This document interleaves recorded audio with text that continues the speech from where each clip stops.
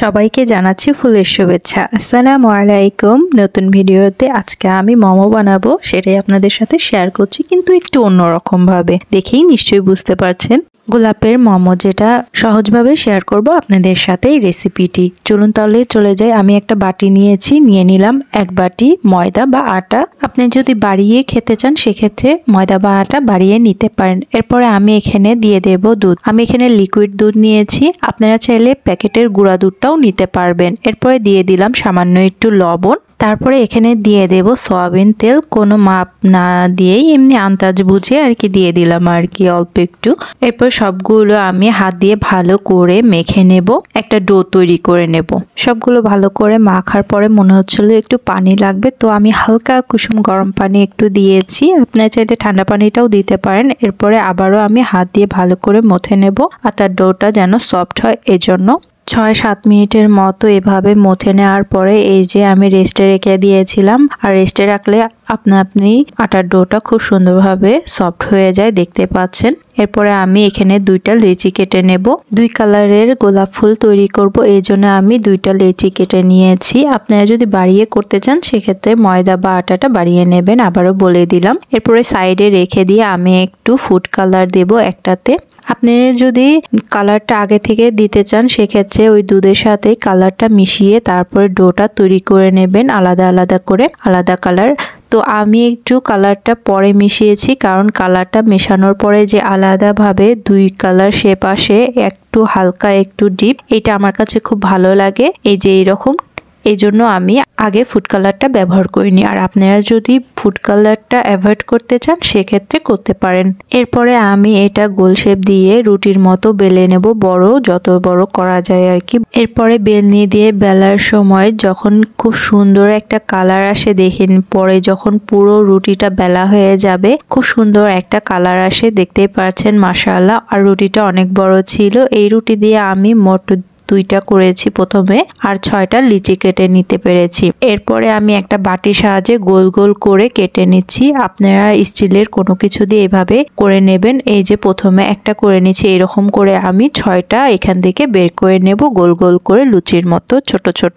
এখন আমি এটা গোলাপের শেপ দিয়ে নেব। কিভাবে দিচ্ছি এটা দেখলেই বুঝতে পারবেন, অনেক সহজ। ছোট ছোট এই গোল গোল আমি 3টা নিয়েছি, এইভাবে বিছিয়ে নিয়েছি। বিছিয়ে নেওয়ার পরে আমি এখানে দিয়ে দেব চিকেনের পুরটা। আর চিকেনের পুরটা আমি কিভাবে রেডি করেছি সেটা আপনাদের সাথে শেয়ার করছি এক্ষুনি।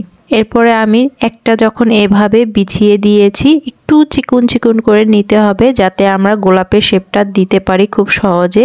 এভাবে লম্বা করে বিছিয়ে দেওয়ার পরে একটু মুড়িয়ে দেব। মুড়িয়ে দেওয়ার পরে যাতে চিকেনটা বাহিরে না আসে, এরপরে আমি একটু চেপে চেপে দিচ্ছি। তারপরে আবার রাউন্ড শেপ করে নিচ্ছি। তারপরে আবার একটু বসিয়ে নেব যাতে সুন্দর একটা শেপ দিতে পারি। বাকিটা আপনি দেখেই বুঝে নিতে হবে আমি কিভাবে করছি। একটু রাউন্ড করে ঘোরানোর পরে একটু বসিয়ে নিলাম। বসিয়ে নেওয়ার পরে আস্তে আস্তে করে ঘুরাবো, ঘোরাতেই পাপড়িগুলো সুন্দরভাবে সেট হয়ে যাবে। শেষের যে অংশটা আছে ওটা একটু চাপ দিয়ে ধরে দিব, তাহলেই দেখবেন সুন্দরভাবে হয়ে গেছে। এই যে দেখতে পাচ্ছেন মাশাআল্লাহ, এরকম করে আমি সবগুলো গোলাপ ফুল করে নেব।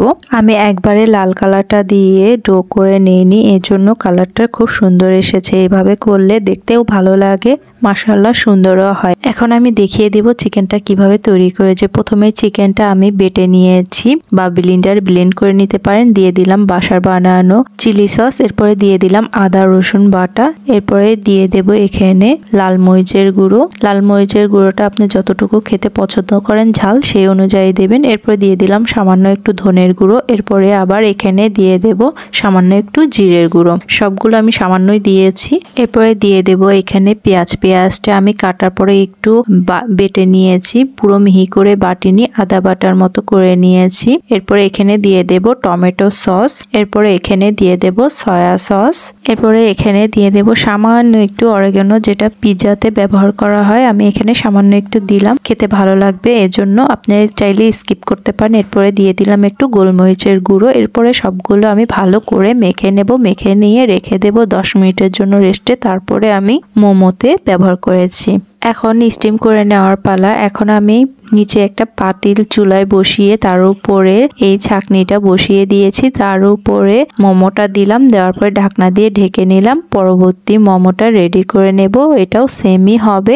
একটা ফুল তৈরি করতে আমাদের এরকম 3টা লিচি লাগবে। তারপরে পাতলা করে চিকেনটা দিতে হবে। বেশি মোটা করে দিলে ফুলটা যখন ফোল্ড করে নেব তখন ভালোভাবে হতে যাবে না, এজন্য একটু চিকন চিকন করে রেখে তারপরে দিব। আমি এখন চিকেনটাকে পেঁচিয়ে নেব। এই যে এইভাবে একটু খেয়াল করলেই বুঝতে পারবেন কিভাবে করেছি, একদমই সহজ। লাল কালারের গোলাপ যখন রেডি হয়ে গেল, আমি হলুদ কালার ডোটাও সেম ভাবে করে নেব। এই দুটো যখন হয়ে গেল স্টিম করা, আমি উঠিয়ে নিলাম। দেখুন কি সহজে হয়ে গেছে। আর প্রত্যেকটা ফুল 5 মিনিটের মতো সময় লাগছিল, যেহেতু একটু পেঁচিয়ে একটু বড়, এই জন্য। আপনি চাইলে সবগুলো একসাথে তৈরি করার পরে স্টিমে দিলে সবগুলো একসাথে 10 মিনিটের মতো সময় লাগবে, হয়ে যাবে মাশাআল্লাহ। এরপর আমি পরবর্তী হলুদগুলো দিয়ে দিলাম, এক এক করে করে নেব। এখানে আমি 3টা হলুদ ফুল দিয়ে নেব একসাথে, আর এখানে ছোট্ট একটা ছিল লাল। এই সবগুলো যখন স্টিম করা হয়ে গেল উঠিয়ে নিলাম। এই যে সবগুলো রেডি। বানানোর ইচ্ছা শক্তি আর ক্ষুধা যদি লাগে তাহলে বানিয়ে খেয়ে ফেলুন। আজকের এই রেসিপিটি সহজেই বানিয়ে ফেলতে পারবেন। দেখতেও আকর্ষণীয়, খেতেও অনেক মজা। আমি একটা ভেঙে দেখাচ্ছি। ভিতরটাও খুব সুন্দরভাবে সিদ্ধ হয়ে গেছে, মাশাআল্লাহ, খেতেও অনেক মজা। পুরো ভিডিওটি দেখার জন্য অসংখ্য ধন্যবাদ। গোলাপের শুভেচ্ছা বা গোলাপের রেসিপিটা কেমন লাগলো অবশ্যই কমেন্টে জানাতে ভুলবেন না। ভালো লাগলে প্রিয়জনের সাথে শেয়ার করে দিতে পারেন।